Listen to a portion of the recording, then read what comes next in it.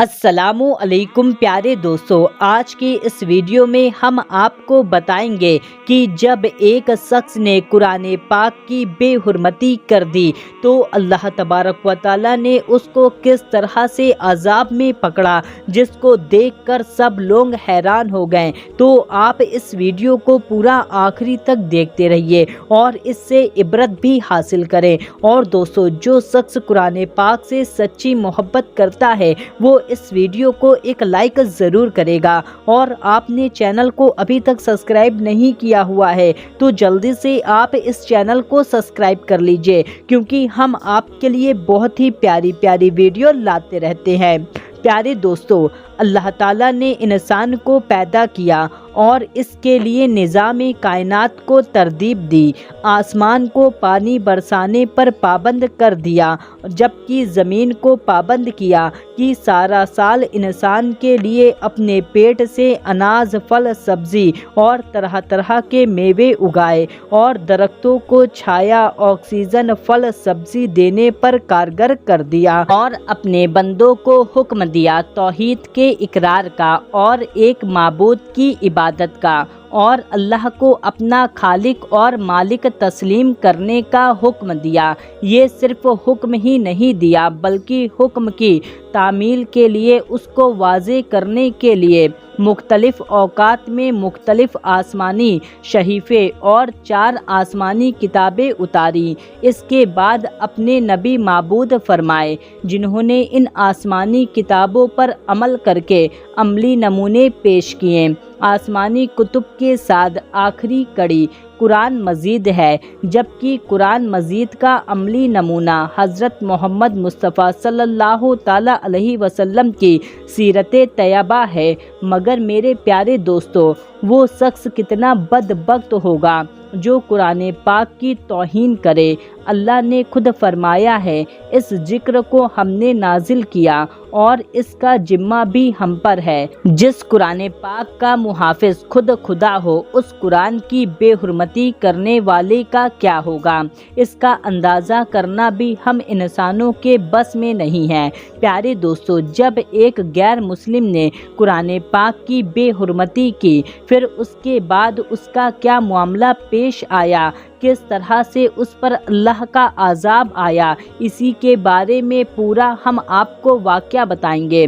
پیارے دوستو، اللہ جب چاہے قرآن پاک کی بے حرمتی کرنے والے سے انتقام لے اور انہیں عبرت کی نشانی بنائے، وہ اس پر قادر ہے۔ ایسے لوگوں کی رسی کھینچنے اور دنیا والوں کے سامنے مثال قائم کرنے پر اللہ قدرت رکھتا ہے۔ دوستو، بات اس وقت کی ہے جب 1999 میں، یعنی آج سے 23 سال پہلے، ترکی میں زلزلہ آیا تھا۔ ہر طرف لاشیں ہی لاشیں تھیں، ایک طرف لوگوں کی لاشیں تھیں، دوسری طرف سمندر کے کنارے ایک جہاز میں پارٹی چل رہی تھی۔ اس محفل میں اسرائیلی جنرل، امریکی جنرل، ترکی کے 30 سے زیادہ فوجی جنرل موت کو بھلا کر دین سے بیزار ہو کر اس محفل میں شامل تھے۔ اس میٹنگ کے دوران ایک جنرل نے اپنے ایک فوجی سے قرآن پاک کو لانے کے لیے کہا۔ حکم کے مطابق قرآن مجید کو اس محفل میں لایا گیا۔ اس بے حیائی اور بدکاری کی مجلس میں، جہاں یہودی عورتیں گھٹیا لباس پہن کر ناچ رہی تھیں، اس فوجی نے کہا، قرآن پاک کو پڑھ کر سناؤ۔ بیچارے فوجی نے کچھ آیتیں پڑھی تو کہا گیا، اب اس کا ترجمہ بھی سناؤ اور ان کا مطلب بھی بتاؤ۔ فوجی نے کہا، میں ترجمہ نہیں جانتا۔ اس پر جنرل نے اس کے ہاتھ سے قرآن پاک کو لیا اور پھاڑ کر پھینک دیا اور کہا، وہ اللہ کہاں ہے جس نے یہ کہا ہے، اس قرآن پاک کو ہم نے اتارا ہے اور اس کے محافظ ہم ہی ہیں۔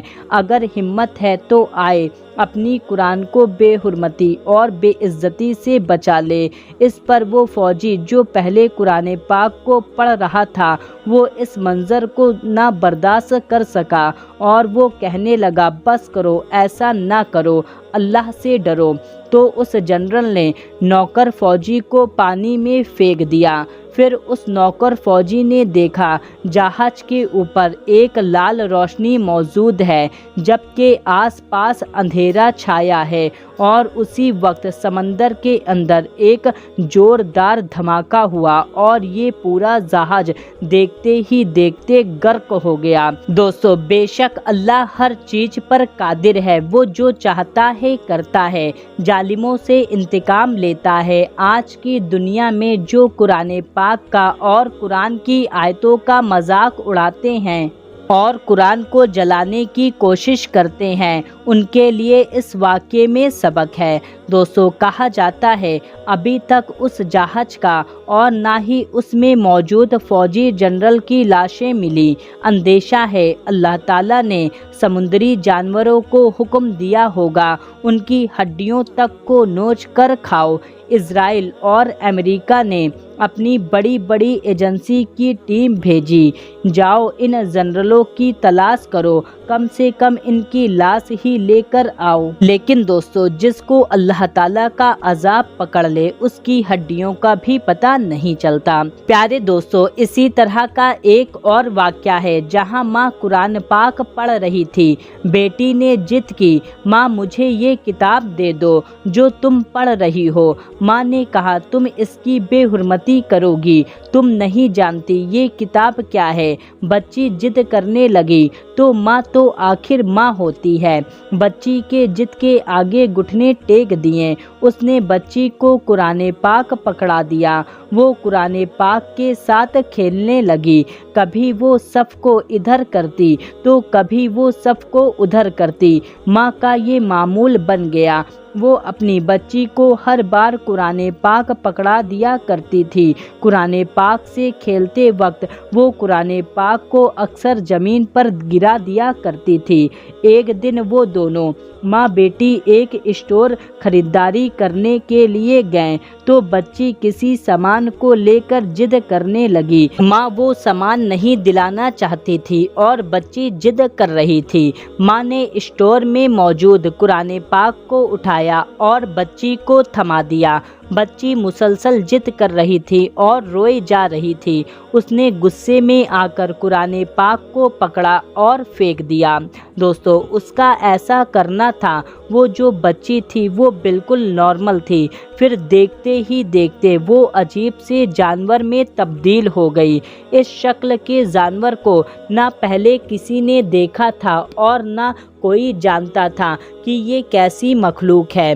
किसी को भी नहीं मालूम था। वहाँ जो सारे के सारे लोग थे सब डर गए और वहाँ हाहाकार मच गया। माँ ने अपनी बेटी को लिया और मुख्तलिफ अस्पतालों में भागती रही, डॉक्टरों से मिन्नतें करती रही, इसको ठीक कर दो, इसको बचा लो, मेरी बेटी को बचा लो, मेरी सारी दौलत ले लो, लेकिन मेरी बच्ची को ठीक कर दो। मगर डॉक्टर का एक ही जवाब था कि साइंस ने ना तो ऐसी चीज देखी है और ना ऐसी बीमारी के बारे में जानते हैं और ना इसके ठीक होने का तरीका अभी तक मौजूद ही नहीं है। प्यारे दोस्तों, एक लम्हे के लिए सोचने की बात है, आज कुरान पाक की बेहुरमती करना, बेइज्जती करना इतना आसान क्यों हो गया है? इसकी वजह सिर्फ और सिर्फ आज का मुसलमान है। आज के मुसलमानों ने कुरान पाक से अपना रिश्ता तोड़ लिया है। आज के मुसलमान नौजवान कुरान पाक के अहकाम को मानने में शर्म महसूस करते हैं। दोस्तों, कुरान पाक को अपने दिल में बसा ले और अपने सीने में उतार ले और कुरान पाक के बताए हुए रास्ते पर ही चलें। दोस्तों, आपको ये वीडियो कैसी लगी और इस पर आपको क्या कहना है, कमेंट करके हमको ज़रूर बताएं और इस वीडियो को दूसरों तक ज़रूर से शेयर करें। मिलते हैं तब तक के लिए, अल्लाह हाफिज़।